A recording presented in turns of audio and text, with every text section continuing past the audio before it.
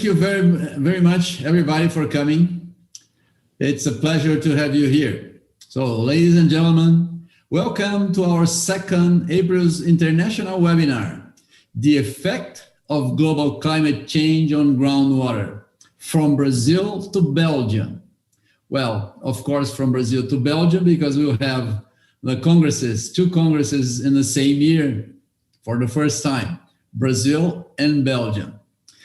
Adding to the three sessions of the first part of the Groundwater World Congress, a joint achievement of IAH, the International Association of Hydrogeology, ALSUD, the Latin American Association of Hydrogeology, and ABAS, the Brazilian Association of Hydrogeology. I'm Everton Oliveira, President of the Organizing Committee of the 47th IAH Congress, and I will conduct today's session. Thank you for the opportunity. Since September 2020, the month that marked the beginning of our online sessions, 15 webinars have been made with more than 17,000 views. 17,000, it's a big number for hydrogeologists, as you know. If you haven't watched it yet, just access the ABAS YouTube channel, okay? You have the link on this video.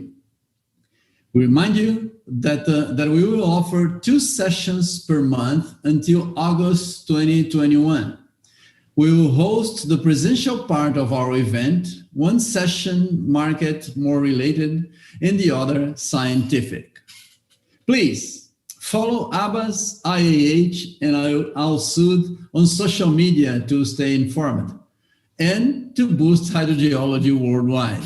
Do your part, participate, please. We have more than 900 participants on our 10 thematic WhatsApp groups, and our app has been downloaded by more than 400 participants. Also, on February 1st, we launched the online edition of FENAGUA, the National Water Trade Show, the Brazilian National Water Trade Show, that is, with more than 20 exhibitors. You can access it by visiting the event website, www.iah2021brazil.org. IAH 2021 Brazil, it's all together, okay? These always growing numbers are a proof of the successful digital strategy to create the world's largest groundwater community. We would like to thank our sponsors, supporters, and exhibitors who allow this great event to take place in Brazil. Sponsors: ANA, Agência Nacional de Águas e Saneamento Básico. Vale. Support: Comitê da Bacia Hidrográfica do Rio São Francisco, Agência Peixe Vivo. Exhibitors: Altri, Bodega do Poço, Chicago Pneumatic, Ebara, LG, Maxi Água, The Groundwater Project, CRI Bombas, CRI Bombas em português, Lepono, Aragon Sondagens, Clean Environment, Franklin Electric, Pase Hidrometria, Perfuratrizes DTH, Agência Peixe Vivo, Laboratório ALS, BRAIN, Laboratório Eurofins, G-Hidro Monitoramento, GLP Laboratório, Exis, In Situ do Brasil, PRD Rigs, Trionic, Vapor Solution, Water Services and Technologies. Today, we will have 3 short presentations, followed by a roundtable where the viewers can participate by sending questions to the speakers. So, stay awake. Please send your questions to the speakers. The questions may be sent by our app. Please download it on your preferred app store. Just search for IAH 2021 or directly on your YouTube chat. This session has simultaneous translations into Portuguese and also on YouTube, okay? Please make sure you direct your questions to one of our guests, okay? Our guest speakers today are, and I'm very glad to introduce them, Marijke Huyamans, professor at the Vrije University in Brussels, Belgium, chair of the Scientific Committee of the 48th IAH Congress, which is held the same day today, this year after the Brazilian Congress. And we're working together to put two events in a single great event for groundwater worldwide. We have Ricardo Hirata. He is the chair of the Scientific Committee of the 47th IAH Congress. He's director of the Groundwater Research Center of the University of São Paulo, CEPAS USP. And we have, of course, the honor of having the president, Dave Kreamer, the president of the International Association of Hydrogeologists. He's professor at the University of Nevada. Now, I will introduce you to our first guest, Marijke Huyamans, with the theme Climate Change on Our Groundwater Availability in Belgium, Problems, Effects, and Solutions. Marijke Huyamans, oh, sorry if I misspelled your name, is a civil engineer and has a PhD in geology. She currently works as a professor in University Hydrology and Modeling at the Vrije University, Brussels, in Belgium, since 2012, and part-time professor in hydrogeology at the KU Leuven in Belgium.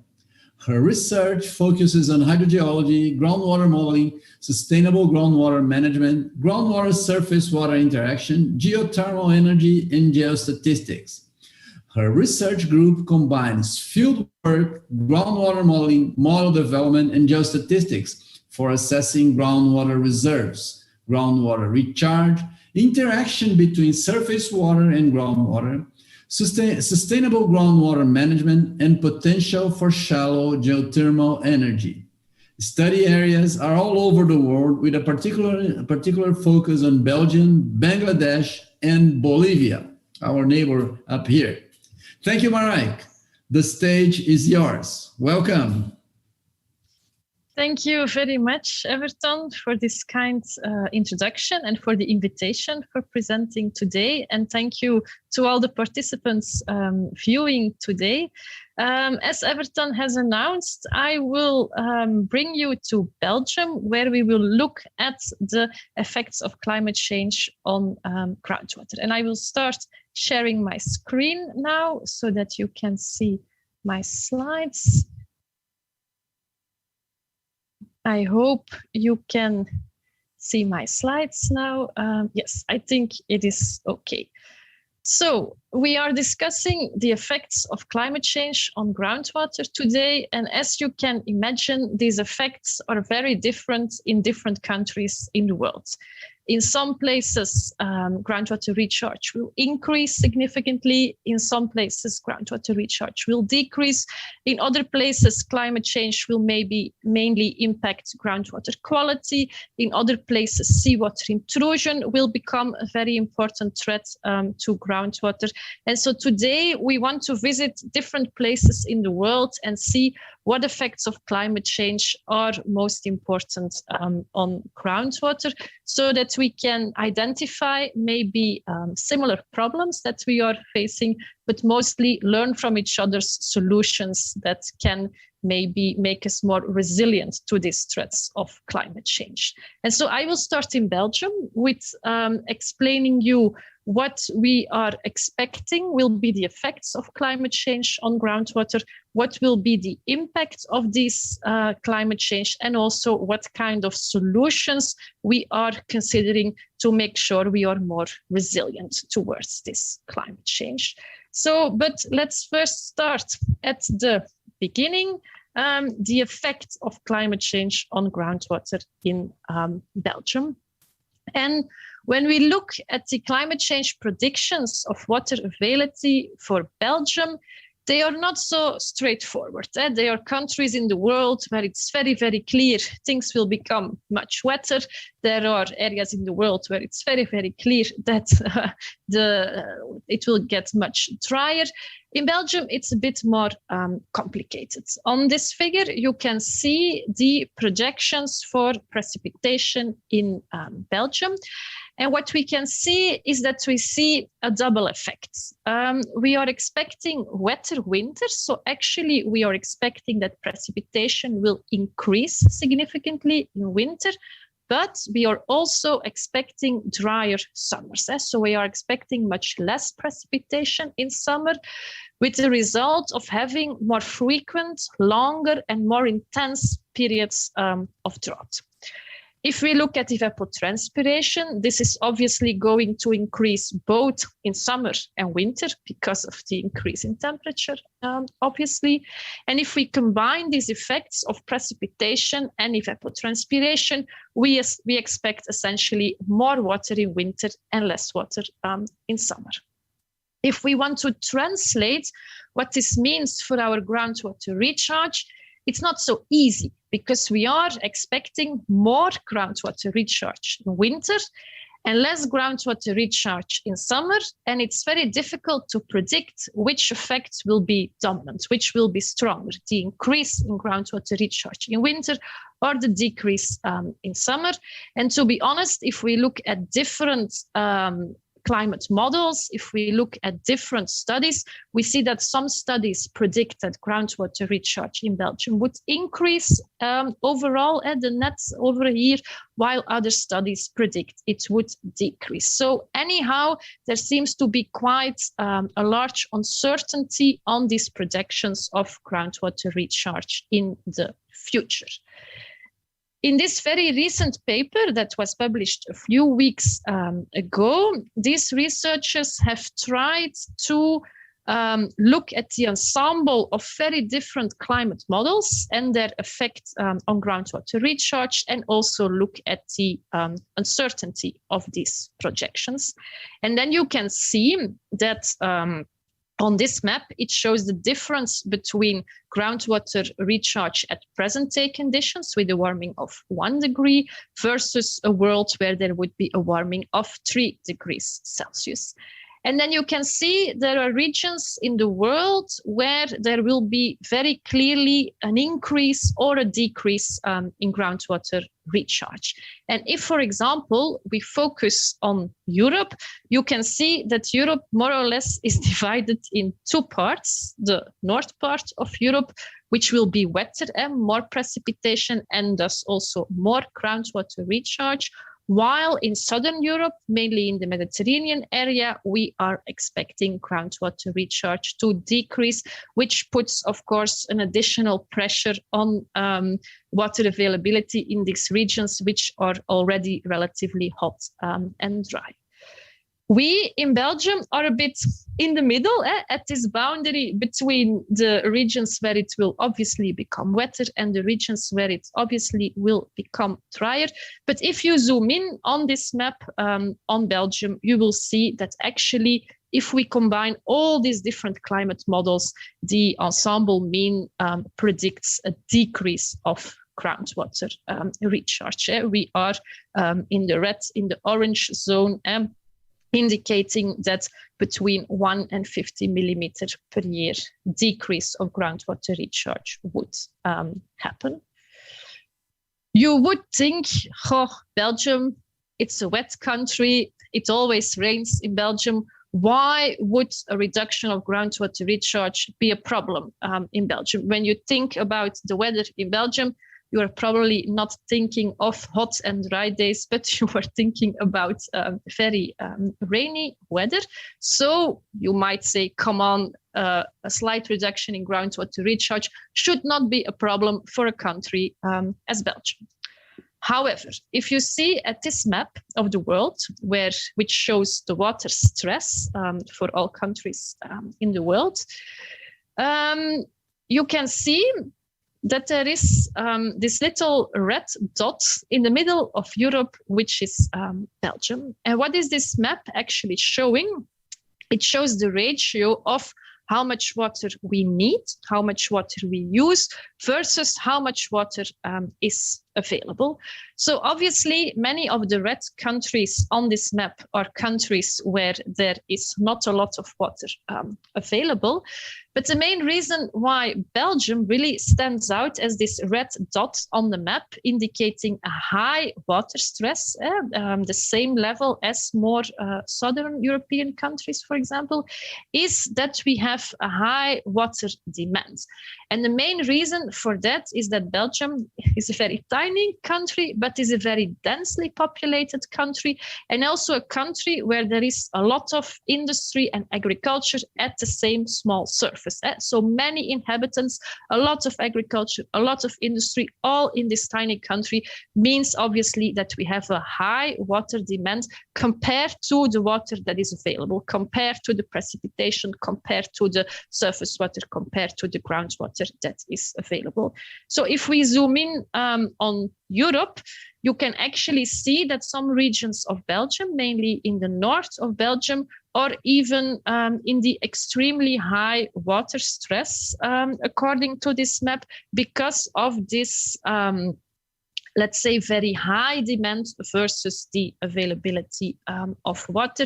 And you can see that according to this index, to this water stress index, we are actually in the same situation as much more southern regions as Spain, Morocco, Italy, which might be surprising for many of you.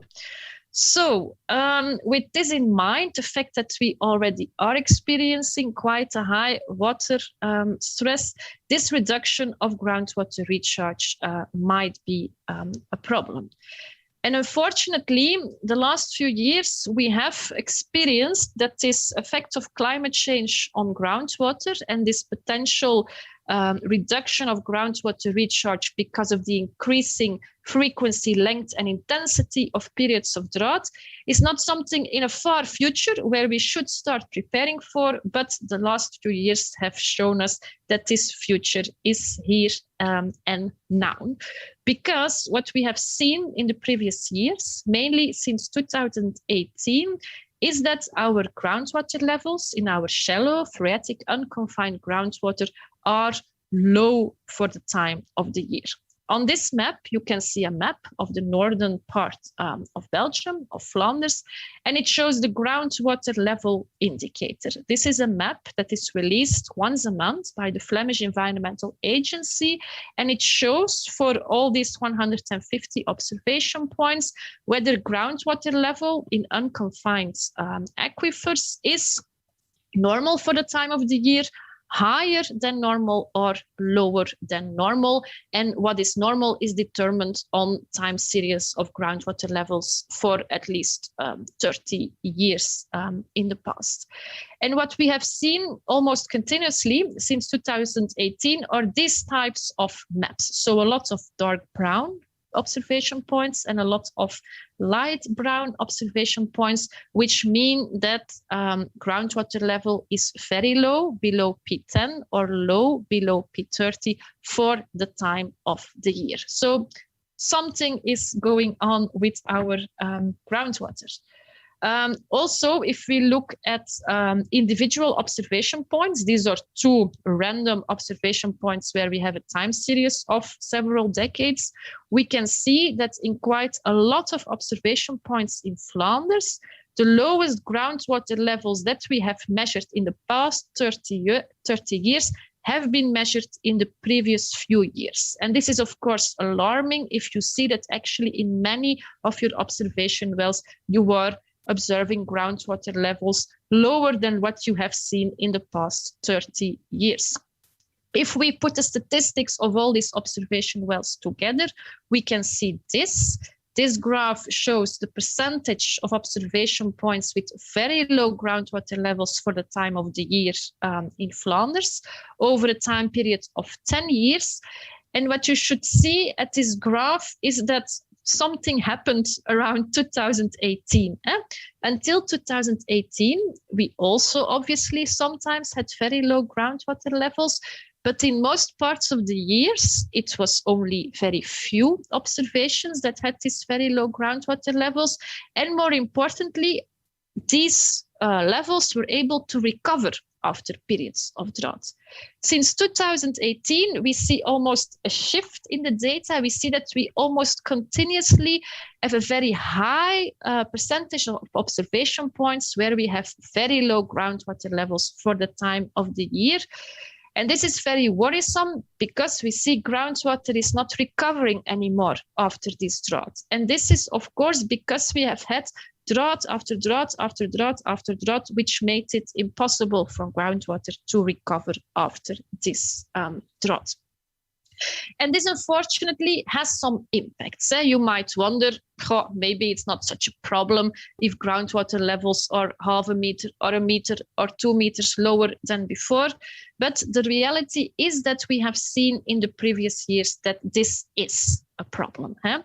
We see, for example, a very big impact on nature. Quite a lot of nature in such a lowland country as Belgium is groundwater dependent, which means that vegetation is fed by groundwater. If groundwater levels are low, especially if this happens year after year after year, we will see that vegetation suffers, vegetation might disappear or be replaced by other species. Also, agriculture is a very direct victim of these periods of drought. Low groundwater levels, dry soils means less quality crops, also a higher demand for irrigation water, which is, of course, an important cost for farmers. So also there we see a very direct impact. A more indirect impact of these low groundwater levels is visible in our rivers.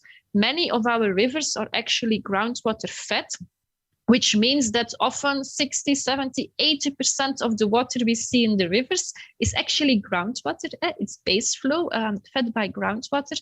So you can imagine that when groundwater levels go down, also this base flow towards the rivers decreases. And this, of course, puts an additional pressure on these rivers that are already in problems during these periods of drought.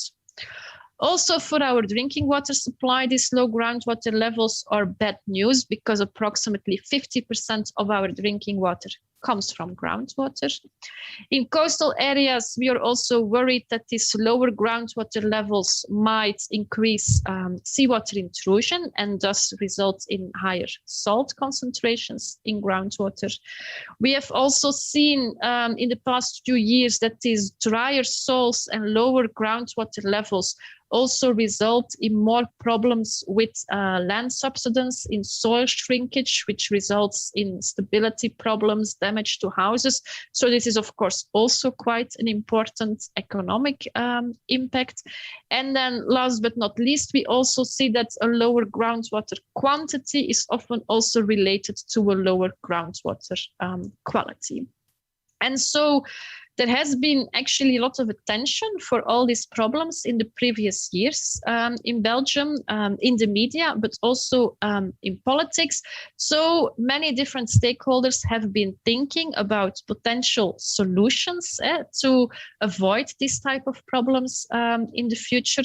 So now I want to share with you a few solutions that we are considering to make our groundwater more resilient towards these effects of climate change. And I hope afterwards we can discuss whether similar solutions are being considered in your country or whether they are also useful or not in other countries. So we believe that if we take better care of our groundwater can actually play a very important role as a buffer against drought.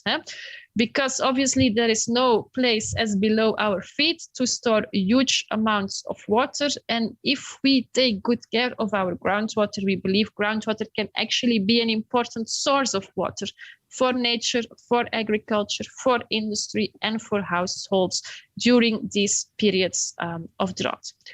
Obviously, a few conditions need to be true. Sufficient infiltration should be there to recharge groundwater.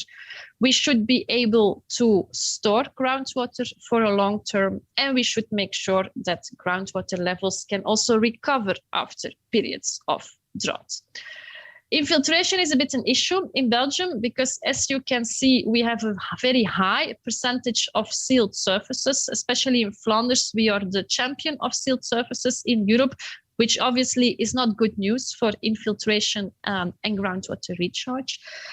So we are actually considering a lot of solutions that should result in more infiltration, reduce and avoid sealed surfaces, but also invest in infiltration infrastructure. As on the picture below, you can see what we call a wadi. It's an infiltration pond where rainwater is collected and can slowly infiltrate in the subsurface.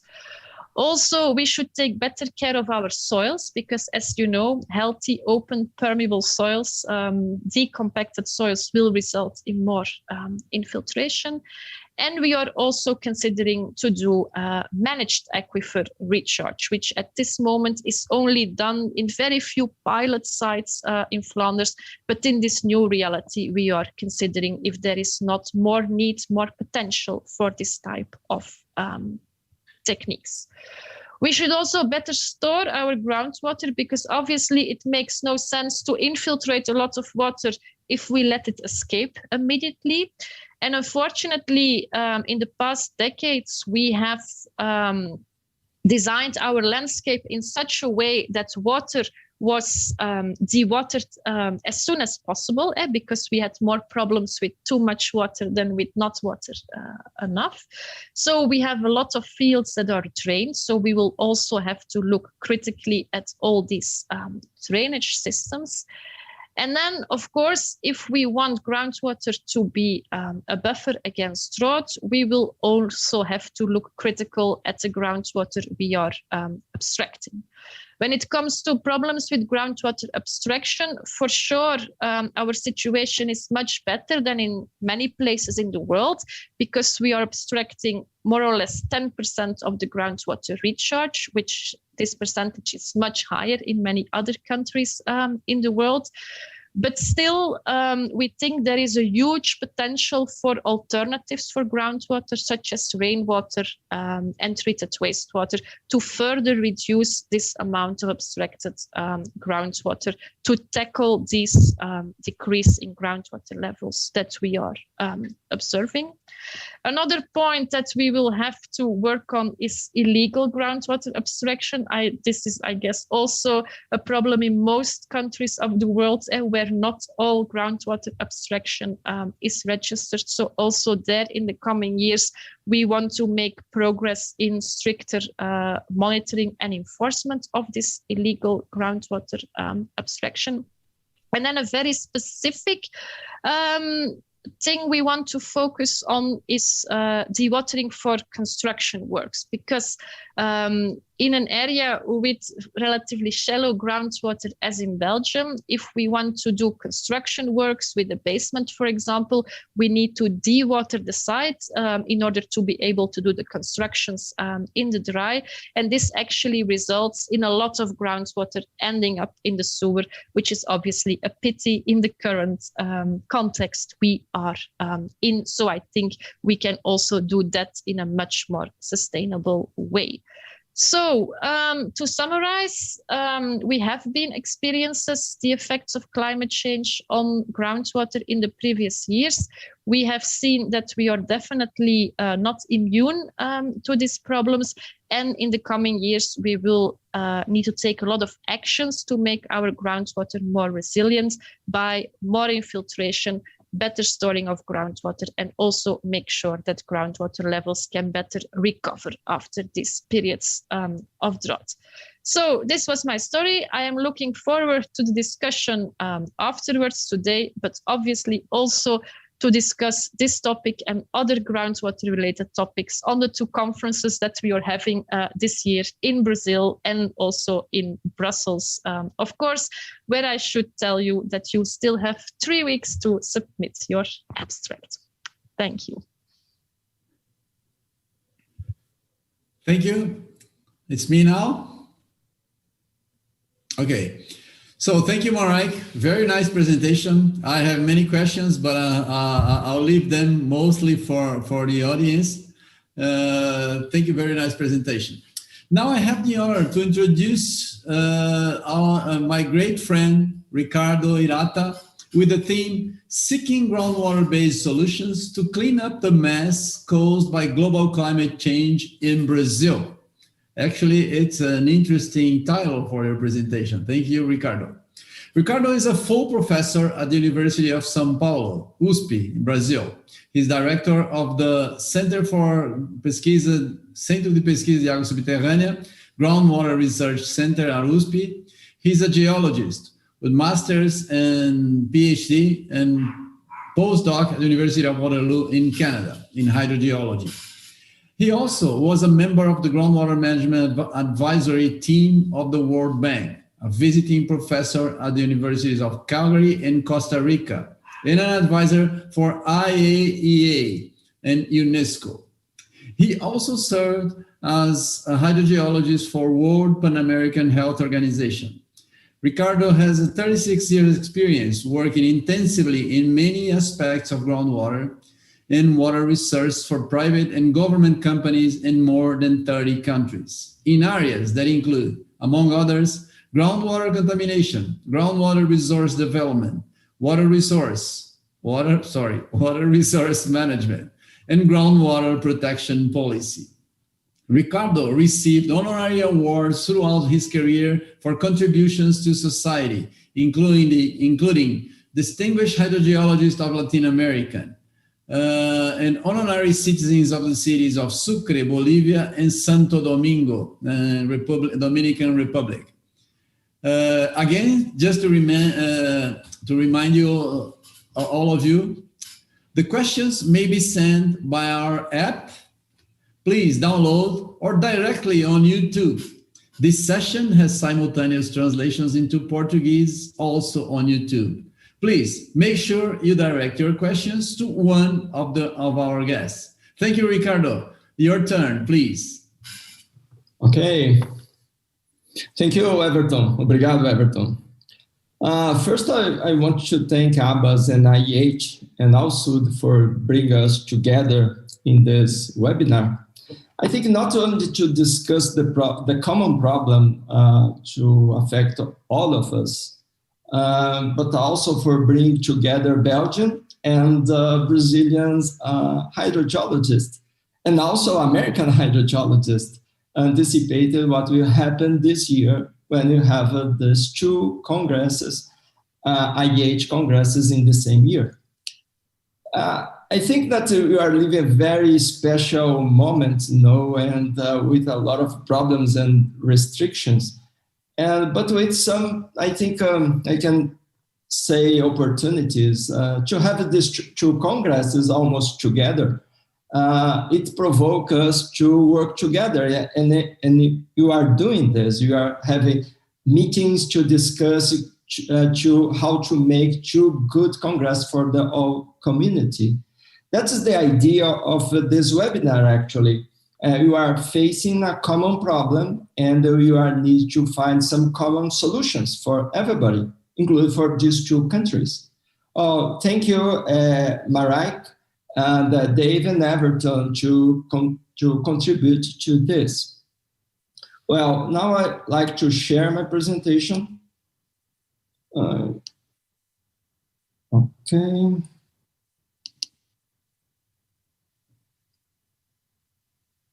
Great. I think that you can see my presentation.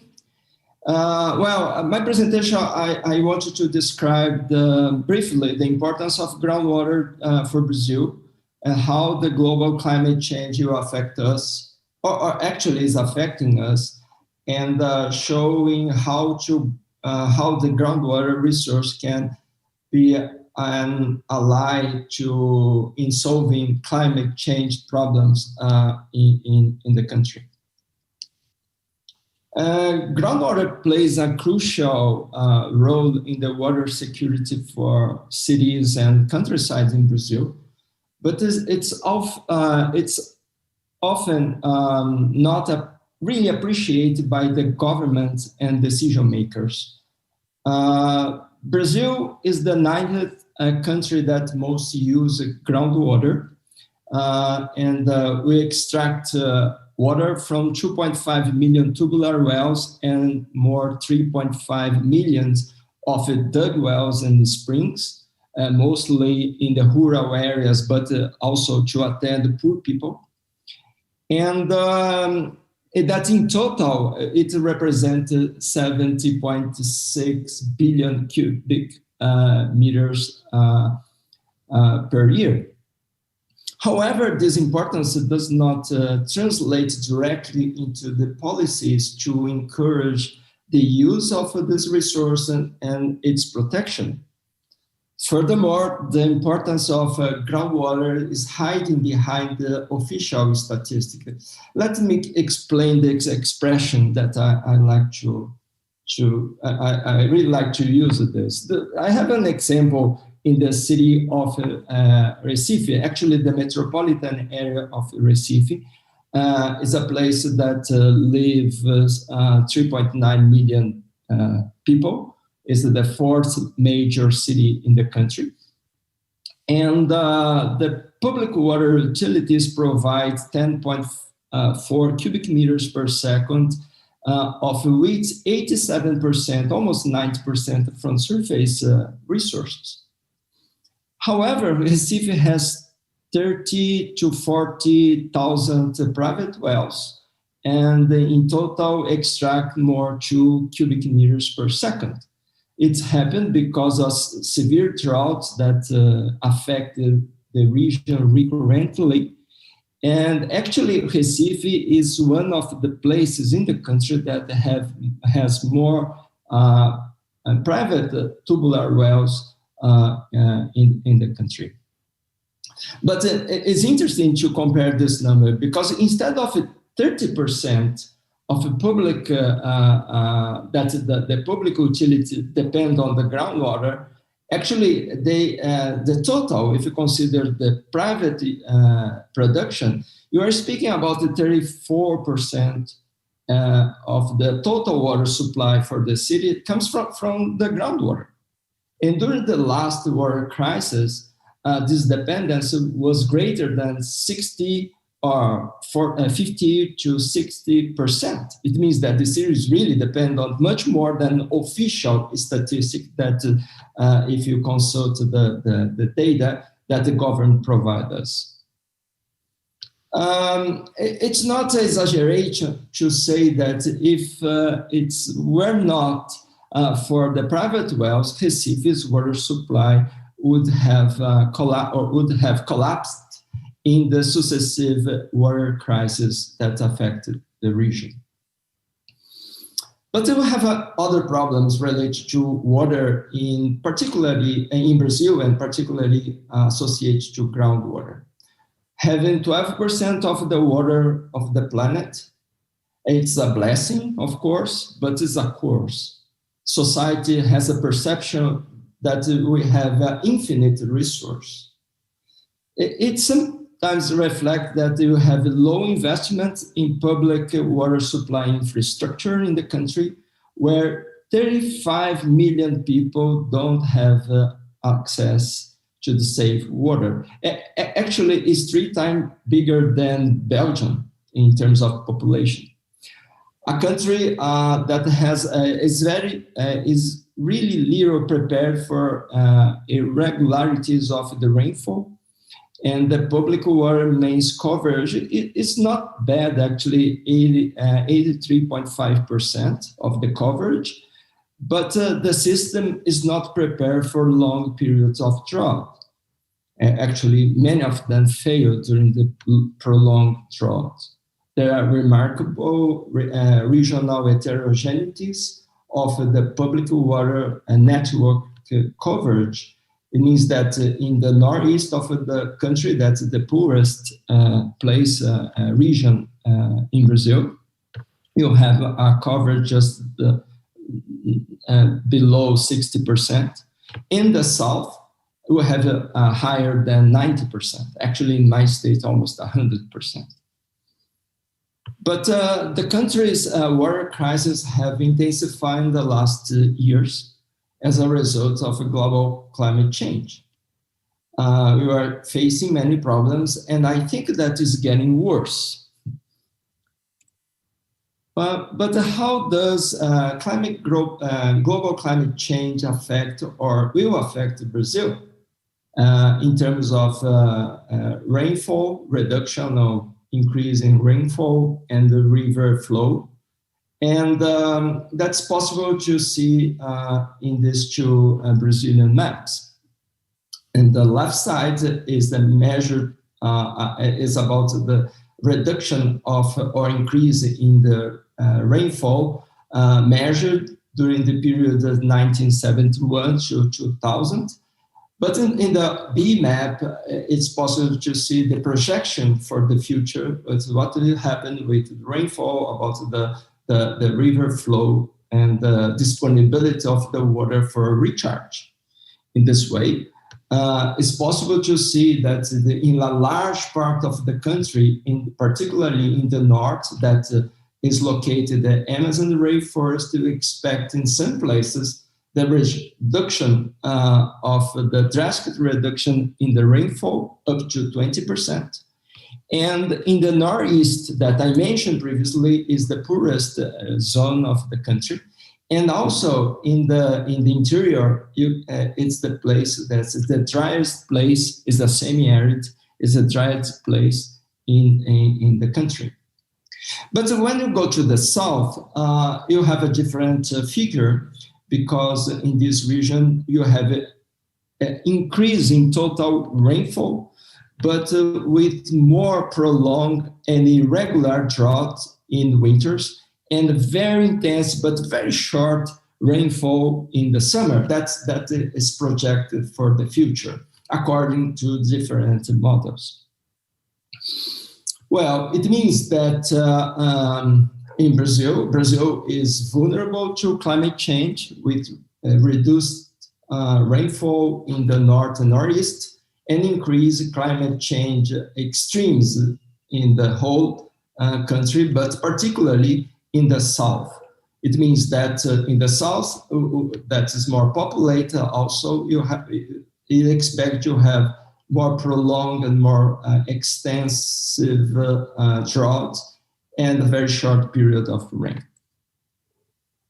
Models of the IPCC AR4 towards to the end of 21st century compared to the present, that indicate reductions in flow of the majority of our main rivers, that many of them supply the population. That includes São Francisco, Paraíba, Tocantins, Xingu, and the others, and particularly also in the Amazon.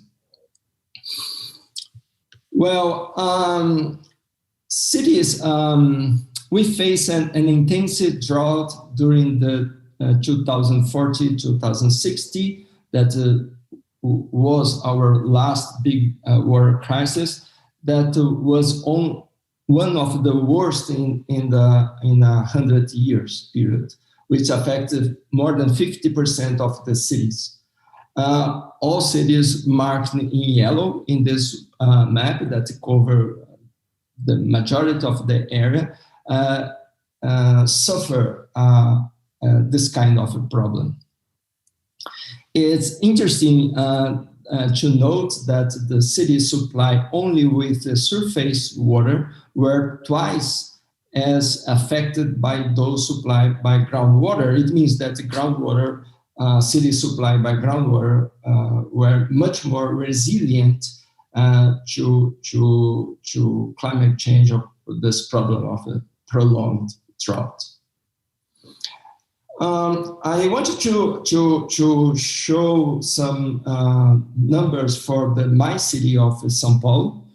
Actually, I say that I spoil that the climate change gave us occur in the São Paulo metropolitan region in the last crisis, 2040-2060, and the entire region had. Because of this problem, the entire region had to rethink about the water production and demand. Still again, the groundwater solution, although extensively used, was not considered in an efficient way. São Paulo metropolitan area is a very conurbated region that has more than 21 million inhabitants. And the public water supply products 64 or 68 cubic meters per second. And the majority of the water, or 99%, comes from surface sources. Well, the water crisis affected more than the half population of this region directly. It means more than 10 million people.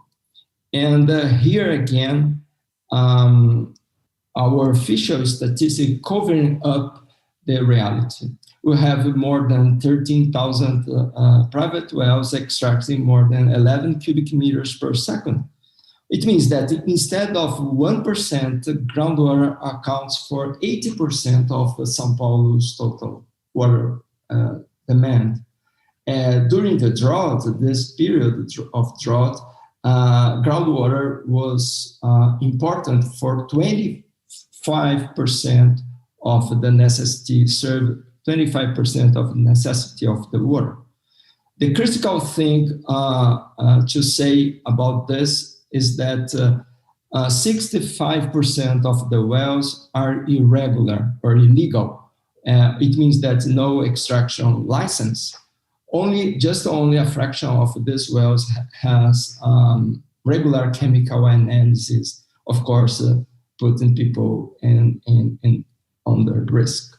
Again, if private wells didn't exist in São Paulo, São Paulo supplies would collapse probably.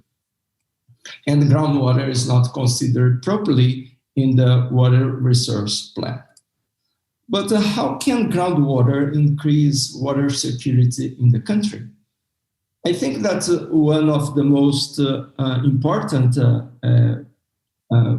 potentiality that has groundwater is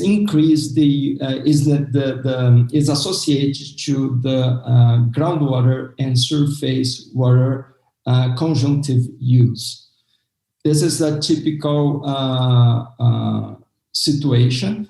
The conjunctive use try to use in a planned way the groundwater together with the surface water and taking advantage of the large storage of the aquifer to regulate the supply during the drought. I know in my country, we have some experiences that you have this use or conjunctive use in a spontaneous way, but you don't have in a planned way that you really take advantage of this two resource to increase it, to get more water for the people in a more security way. In this mean, it is the idea is coordinate not only the different types of water, but also the different actors, including the private wells users, public water supply companies, government, farmers, and other users, water users. And also it's possible to increment this system, including some financial strategy, for example, payment for not use water or for the environment service. The use of groundwater in cities particularly is important because it's possible to see that the cities reduce the natural infiltration, but also in general, the recharge tend to increase due to the main leakage. That's the case observed in the 6 cities that here is the precipitations in terms of, it's a graphic of different climate condition, and also in the recharge or deep infiltration, that is recharge. And it's possible to see for these many cities, previous to the urbanization and after the urbanization, how much the recharge increased. And in many of them, in different places, in different climate conditions, normally you have the more water available in aquifer because of the human occupation. The other possibility, that alternative that groundwater can contribute to more water, is the better usage of water in cities, utilizing the shallow water table for less noble practices like cleaning, irrigation of green areas, not for potable uses. And this more water that you are using in the city, and can reduce the pressure on the demand of the water from the public mains. It means that it's a type of control of demand. And actually the cities has a lot of different waters, like the shallow unconfined aquifers can provide a lot of water, sometimes contaminated, but it's also possible to use it for the other purpose, that's reducing the public water that is not used because they are using the different water. Increase the recharge of the aquifer, taking advantage of the increase in climate extremes. It will generate prolonged period of drought and the short but very intense period of rain. And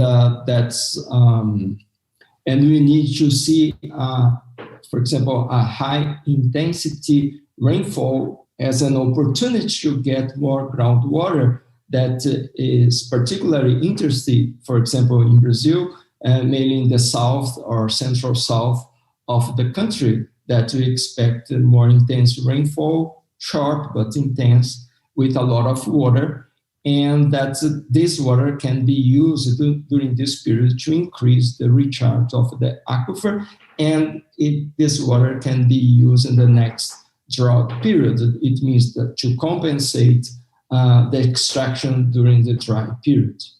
And we need to increase and maximize the recharge using different techniques. Actually, you use very restrict our capacity to increase the recharge. And also you have to be very creative to do that. Use different things for different proposal. It means that you can collect the water, infiltrate the water, and use the aquifer as part of the treatment. Use some infiltration in green fields and areas with the vegetation to help us to polish the quality of the water, to increase the quality of the water. It means that you have to rethink how we see the hydrogeological cycle, either in cities or in the countryside.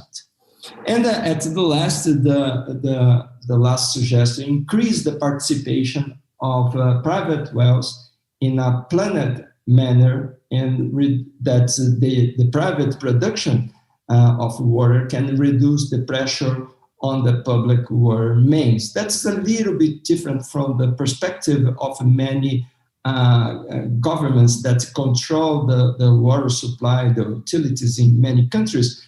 But just to give you an idea about Brazil, the participation of the private production, as I mentioned previously, 90% of the 3.5 million tubular wells are in the private hands, and that's if you take all these wells, it means it represents more than $20 billion of investment. That's just to give a comparison to our reality. It represents 6.5 years of total national investment that in the sector of the public water and sanitation. It means that you have a lot of private investment that producing water and reducing the problem of the risk of no have water. Last message, to finalize, I want to point out some main messages. The first one is that groundwater is much more important than the perception of decision makers and society in Brazil and many other countries that I have opportunity to work in, particularly in South America. The surface and groundwater conjunctive use is one of the most efficient strategies to increase the resilience of the public supply in cities and agricultural production by irrigation in countryside, especially because of the problem expected by a global climate change. The function of the aquifer in the relationship with the rest of the has to be analyzed together with the hydrogeological cycle to create efficient management policy, new alternatives of the waters. And at the end, the international cooperation in the field of hydrogeology is essential to find better groundwater solution for everybody. Okay, thank you for your attention. I think that's my main message for today. Okay, thank you, Everton.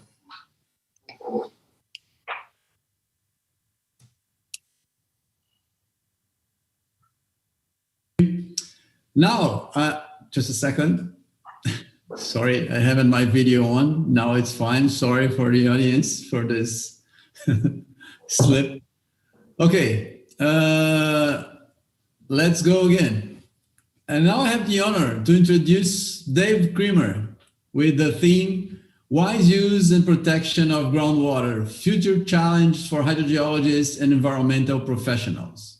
Dave is a PhD. Dave, PhD, is a professor of geoscience and past director of the Interdisciplinary Water Resource Management graduate program at the University of Nevada, Las Vegas.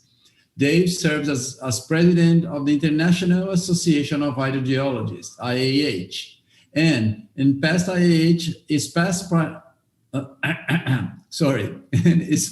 IAH vice president for North America. Dave also served as division director of the National Groundwater Association and is a past president of the university's Council on Water Resources. Dave's research includes work on water and international security, maintaining good water quality supply for people and ecosystems, particularly in economically developing regions, combating environmental contamination, and water quality and quantity analysis and improvement.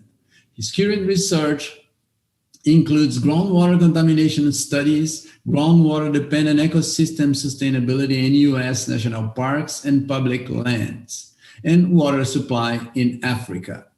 He has authored over 65 professional publications, recently co-authoring the 3rd edition of the book Contaminant Hydrogeology, Waveland Press. He has given over 150 invited lectures. Dave has served as a professional consultant, expert witness, has testified before the United States Congress, and addressed the United Nations General Assembly. He has also given presentation at over 40 universities and has been an invited speaker in Europe, Asia, and the Caribbean, Pacific Island nations, South America, Africa, and the Middle East. Well, you missed Antarctica, I guess, Dave. Next step. Again, the question may be sent by our app.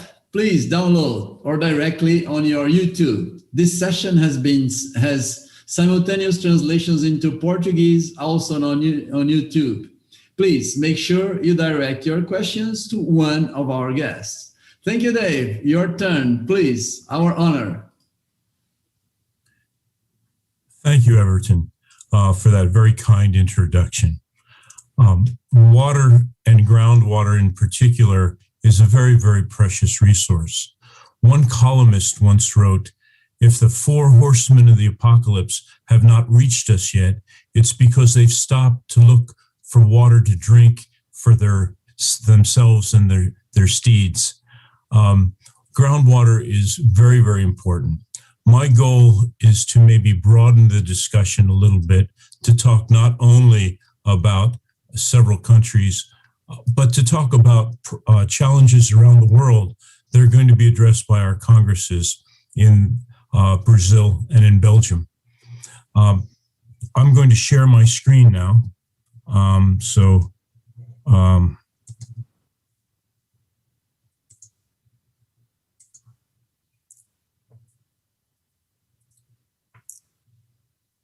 So groundwater is not only a last lifeline in our resilience against climate change. It is not only a defense against ecosystem loss or an underpinning of agriculture and industry in many communities, and therefore their economics, but it serves as a clean water source for drinking, and importantly in these times of COVID-19, for also hand washing around the world. So groundwater is hugely important. When you talk about different communities, we know that groundwater, for example, is not always liquid. Permafrost exists in polar regions. And now with climate change, the permafrost is melting.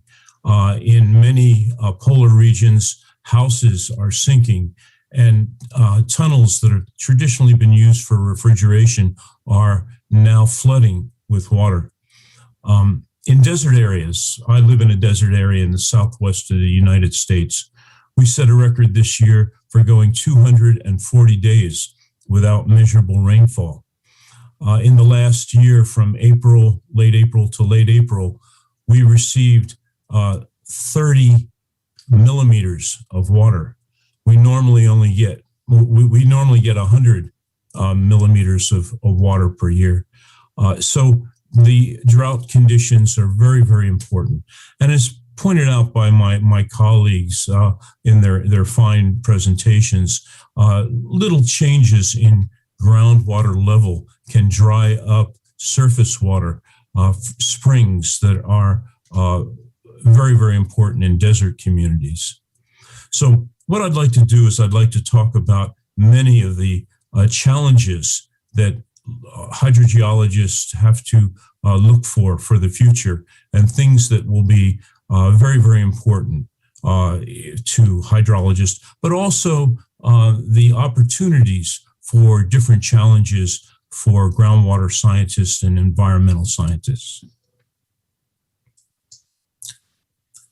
One of the big challenges is just water supply in many regions of the world. The statistics and the numbers really vary, and the estimates have great uncertainty associated with them.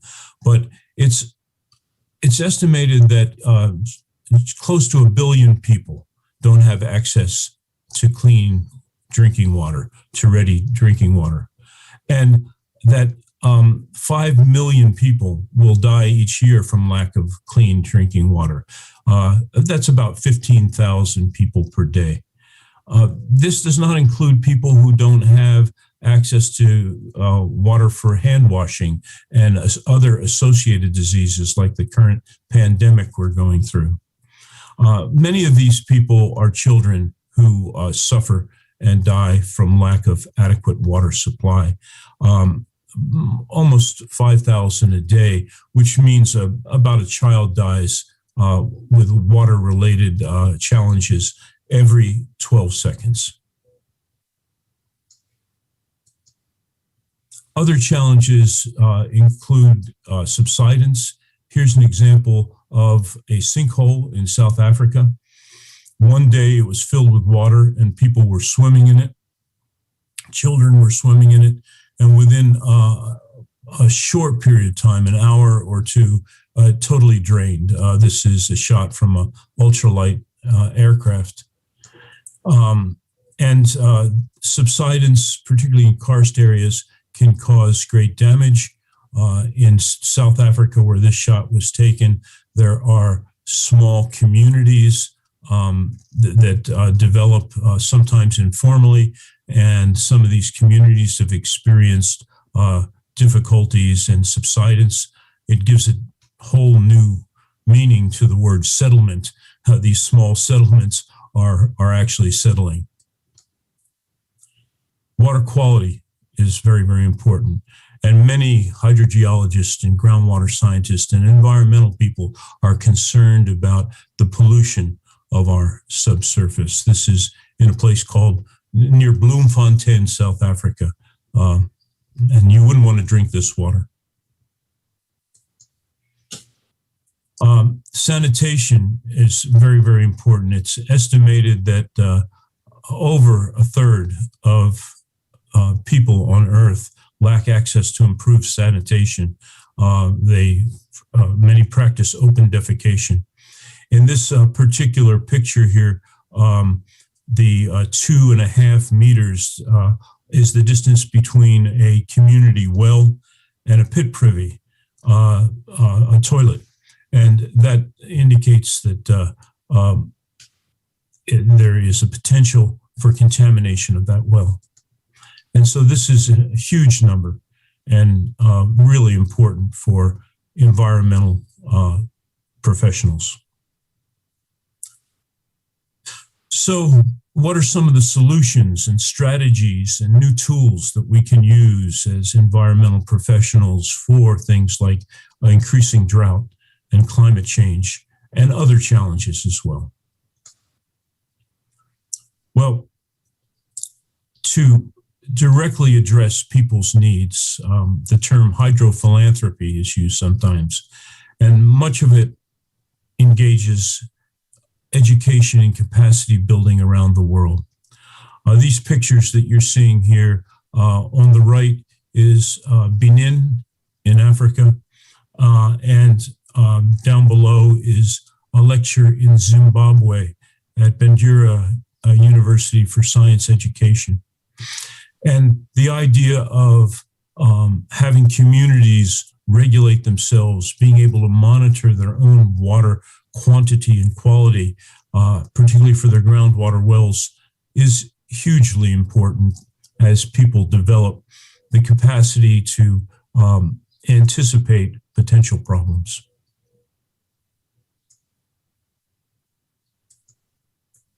This particular picture is a short course in Iraq, in Baghdad, Iraq. The idea that you can have people learn to use some of our basic equipment and use it to monitor the environment is a very important aspect of moving forward. This is the Ministry of the Environment in Baghdad with a short course.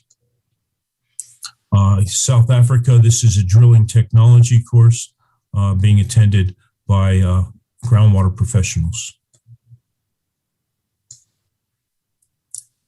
I'd like to also speak to the idea that it's important to work with communities. Sometimes we think that putting in massive drill rigs and solar pumps and things of that sort are the future. But it's important to understand that an appropriate technology may be a low technology for many communities. What you see here are people drilling a well by hand. This is in Kenya. And it's a percussion reverse rotary circulation. And so you can see that the people there are actually doing a low technology that they can use all over the country for shallow groundwater. And it's estimated that almost a third of the pumps in many countries in the developing world are inoperative. They're broken and they can't be fixed. So putting in a high-tech pump, motorized pump that might break down and not be able to be fixed by a community may not be a correct way to go. So the International Association of Hydrogeologists has a focus on sub-Saharan Africa in particular, and the IAH Burton Groundwater Network for International Development has worked in hydrophilanthropy to increase capacity and increase knowledge of groundwater resources around the world. And that's a challenge for us all. This is northern Ghana. This is actually one of my graduate students testing water quality. You can see a pump in the background and water coming out the front. In this particular place in northern Ghana, there's high arsenic in the water, and the big box that you saw there is using local materials to actually filter out some of the arsenic before it reaches the drinking water.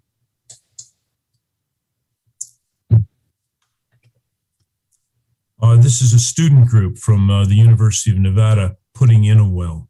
So there are low-tech challenges for many of us to make the world a better place. And that's one of the joys of our job of groundwater professionals and environmental professionals, is to help move the world forward. But we shouldn't stop there. I think it's one of our duties just to communicate our information, to communicate the challenges to different people.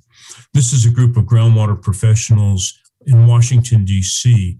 at a high-level meeting expressing concerns as far as the future of groundwater in the United States, and to be advocates for clean water and to be able to tell decision makers what the challenges are in simple terms is really an important skill. In going forward, the International Association of Hydrogeologists is working with many groups. This is a recent all-day meeting at the United Nations General Assembly on water, and we participated in that.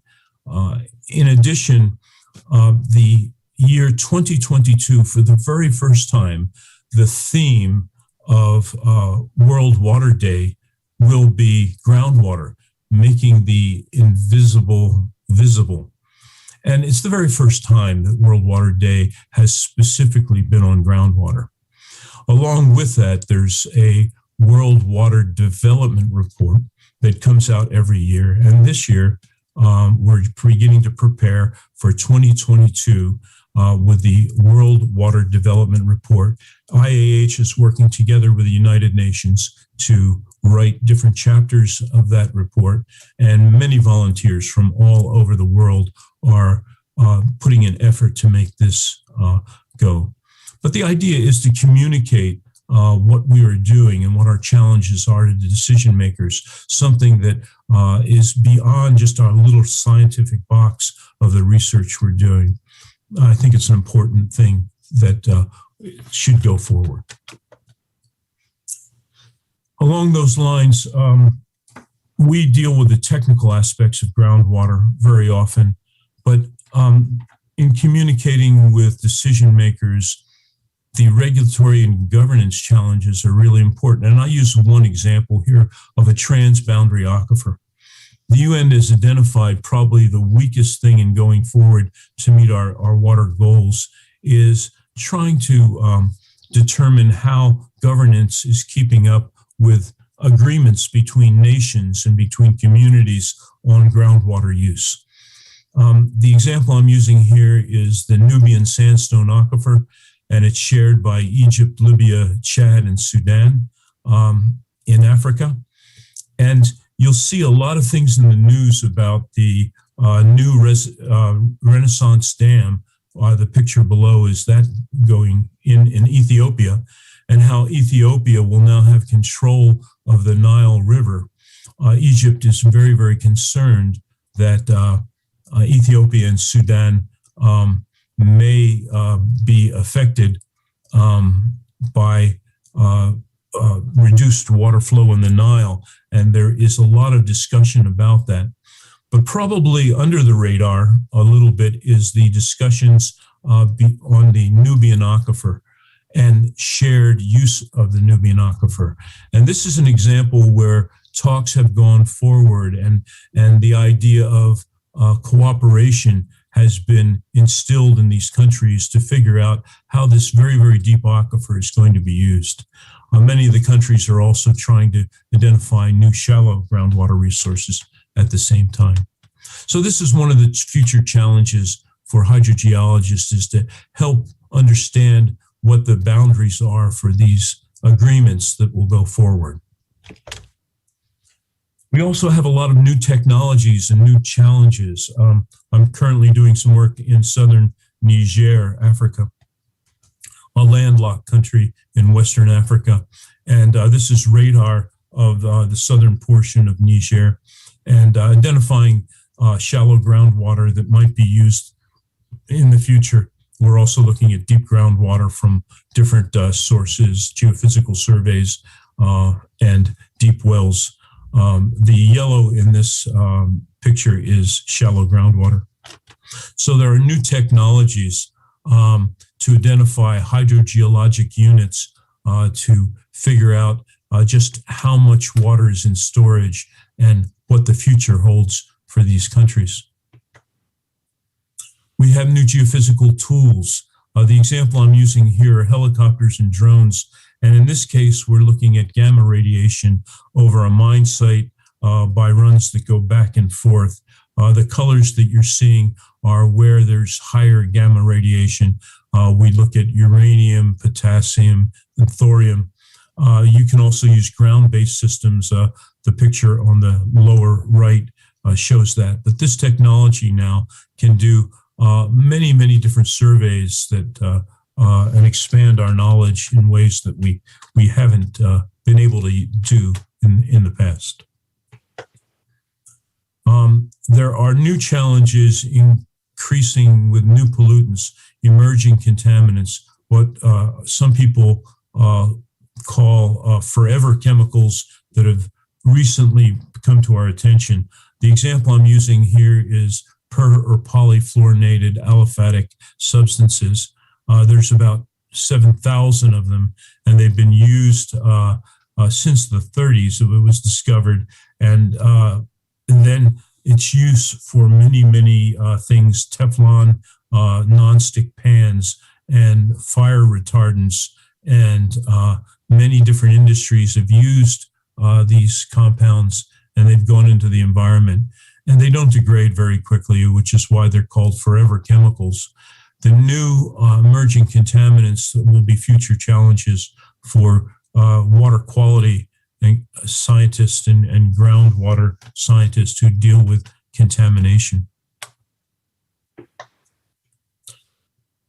Looking way into the future and for our students, the new frontiers, extraterrestrial hydrogeology, water on Mars, is critical to understanding how the planet developed.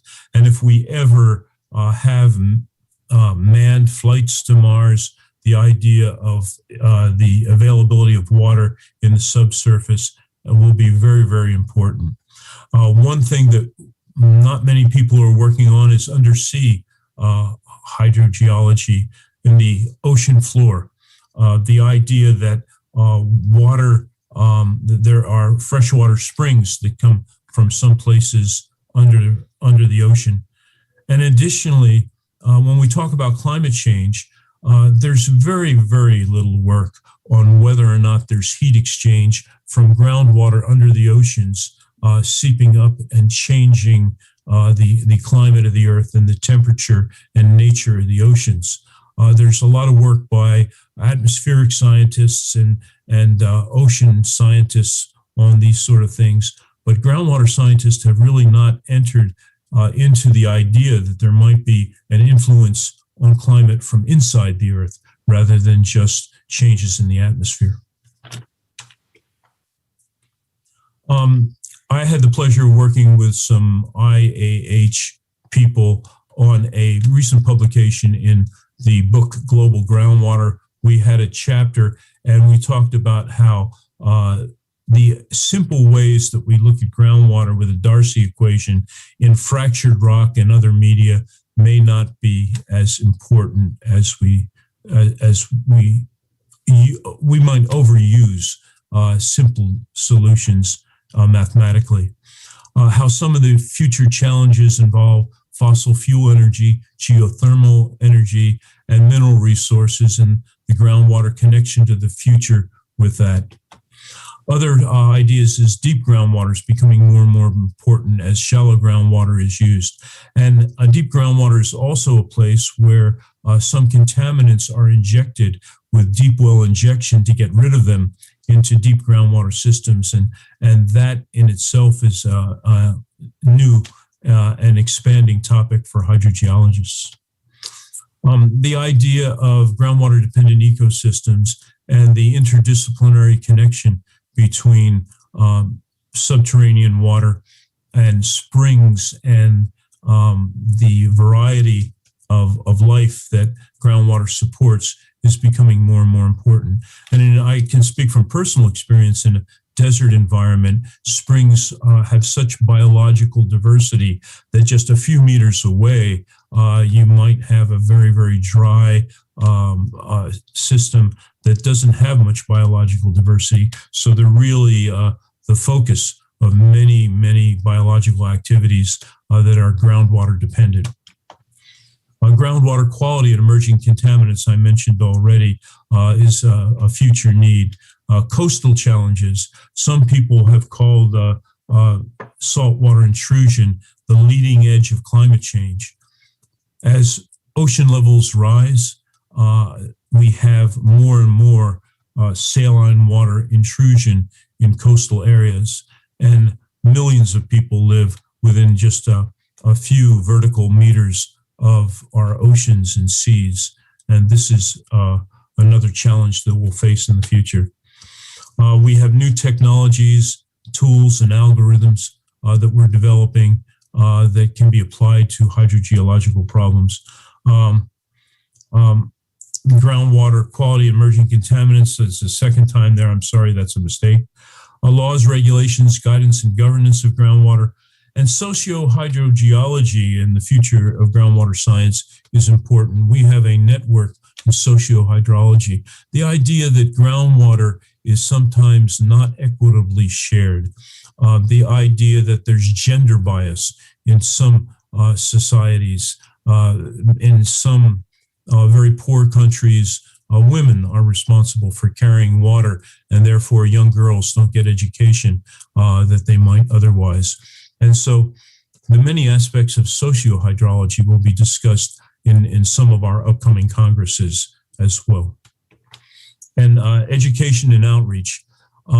Many of us feel in the academic community that the new techniques and new technologies and new ways of looking at things are not shared by practitioners in the field. The practitioners in the field use very, very basic equations that they learned in school and don't really keep up with the science and the changes and the innovations that are occurring in the science. So the gap is widening between education and practice in the field, and something that we have to look at. And then there's always unexpected challenges of groundwater that come up suddenly where there are different natural disasters and things of that sort. So I'd like to close with a quote from actually an astronaut, Chris Hadfield, who was the Canadian commander of the International Space Station. He was visiting Europe, and he said the following: "I used to think that space was the great exploration frontier, but actually space is easy. With a bit of math and physics, it's entirely predictable. It's empty. There's nothing there. I realized looking down from the ISS cupola as I flew around the Earth 16 times a day, that the new real exploration frontier was below the surface of the Earth and other planets. We know so little. The subsurface of our planets is far more complex than space.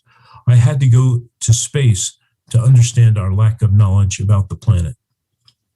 So as we look into the future, hydrogeologists know that the answers to many of our questions are complex. They're not simple, that many people think they're simple and they're going to have problems in the future. But the answers to our hydrogeological questions require expertise, and the future for hydrogeologists is really very, very bright. Thank you very much. That's pretty much what I wanted to say. Thank you. Thank you very much, Dave, for your very nice presentation and usually very inspirational as well. Thank you very much. I like it a lot. So guys, we're running a bit late here. We were supposed to end that by, in 5 minutes. So I'm gonna get one comment and one question for all of you. I have one question for Marijke specifically first, and then one other question, and we'll try to finalize, okay? So Luisa Freitas asked Marijke, thank you for your very interesting talk. Could you please comment a bit more on the groundwater storage mechanisms used in Flanders? Can they also be used in countries with less flat relief? Yes, thank you, Louisa, for the question. Well, actually, the problem with groundwater storage in Belgium is that in the past, we have designed our landscape in such a way that groundwater can escape as soon as possible, because in the past 2 decades we had much more problems with floods and inundations and too wet agricultural field to do agriculture. So historically we have been draining a lot of our landscape to get rid of the water, and this is the reason why we are not storing groundwater very well, because we are draining it away with all this drainage system and this drainage ditches. We are draining groundwater away, but also the soil water that would eventually become groundwater if we would keep it in the soil. So this solution for better storing groundwater in Belgium is quite typical for these countries where the landscape has been installed in such a way in the past decades. It's, for example, also the case in the Netherlands. So what we should do is remove some of these drains, also make them less deep, and also install more smart drainage. It's perfectly possible in agricultural fields to install a smart level controlled drainage system, which essentially makes sure that you can drain the agricultural field when it's really necessary, when farmers need to go on the field and do certain practices on the field. But the rest of the year, let's say, shut the drain so that water is kept in the subsurface in the landscape. So this is, I think, the main thing we need to do to make sure water can be stored in the subsurface and the landscape in Belgium. And as such, it is, I think, quite typical for such lowland countries with shallow groundwater levels that have had a lot of problems with too high groundwater levels in the past instead of too low. Thank you. Thank you, Marijke. Thank you, the three of you. We're really at the end of our presentation here, so I will just ask you to make a final statement. You also have thought-provoking, you also presented thought-provoking presentations. We know that groundwater is definitely very important, but the impression that I have, being a hydrogeologist for so long, is that we need something to join all the information on groundwater, like we have, for example, in carbon sequestration today. People are all concerned about CO2, and we are not all concerned about groundwater as we should. For us, hydrogeology, that's a given. We know that for sure. So I would like you to finalize with a very short statement on if you have predictions or what do you expect for our future. Who wants to be first? Well, I can start it. Groundwater is the most used, something that you extract from the subsurface is in terms of volume, is the most extracted resource in the world. But actually, the perception of the importance is, as you mentioned, is not in the same way. You are very dependent of groundwater. Half of the population of the world depends on the groundwater. Sometimes is the only resource for the people. But as I mentioned, that sometimes the importance of groundwater is under the radar, is totally out of the radar, and also first because we not communicate this to the population actually, and also for the decision makers, and that is it's a bicycle. This is a cycle that is actually doesn't work well. On the other hand, I think that, for example, from presentations like today, that we three present some suggestions. I also want to provoke the organizations to have another, let's say, meeting like this, but one thing that we can really speak and really can discuss these solutions that were represented here, and to go further in terms of how to solve specific problems using our knowledge in this way. I think that's one thing that I expect from the IEH, I expect from the congresses, and like us, to try to get further in terms of solutions that actually we can do it a lot. Thank you. Yes, next. Marijke would like, or Dave? Yes, I can go if you want. What I have learned today is that actually in our three presentations, very similar problems and also solutions were presented, but with different perspectives and with different viewpoints, which was very interesting. And I think, you know, in the pre-corona world, we would not see each other so often because there is only one IEH conference per year, so we would see each other once per year.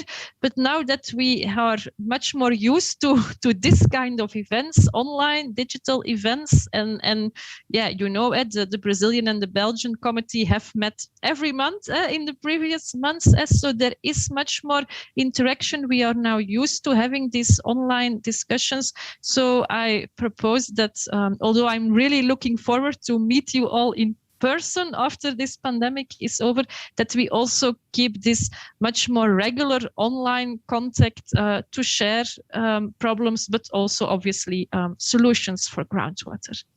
Thank you. Thank you, Marijke. Very nice, very kind. Dave, please. I would like to just briefly say that I'm sure that there are people online who are not familiar with the International Association of Hydrogeologists. And we just don't only have congresses. We have written material, strategic overview series of a page or two for decision makers. But we also have many commissions and networks that work on specific groundwater problems. Things, for example, like groundwater quality, groundwater and energy, hard rock hydrogeology, transboundary aquifers.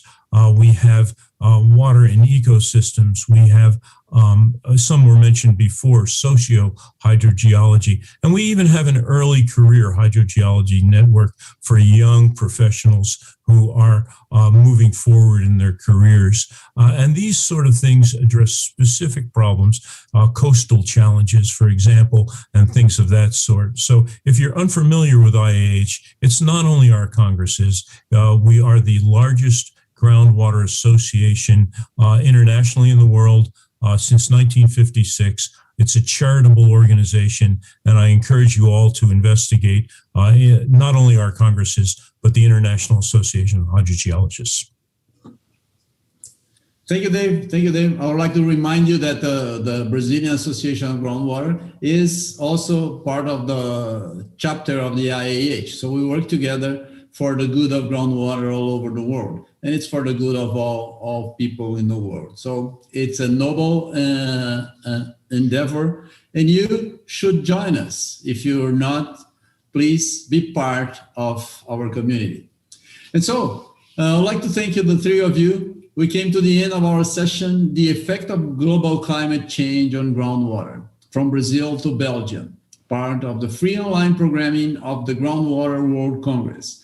Once again, I thank the participation of Marijke Huyamans, professor of Vrije University, Brussels in Belgium, chair of the Scientific Committee of the 48th IAH Congress. I'd like to thank Ricardo Hirata, Chair of the Scientific Committee of the 47th IAH Congress and Director of the Groundwater Research Center, University of São Paulo, and my friend Dave Kreamer, President of the International Association of Hydrogeologists, Professor at the University of Nevada. And thank you all from your audience. We hope that the content was useful for everyone present. Follow ABAS, IAH, and also on our social networks. Download the event app and participate in WhatsApp groups, which warm up our presidential event. Thank you very much and see you soon. Bye. Bye-bye. Thank you. Bye-bye. Thank you. Bye. Bye.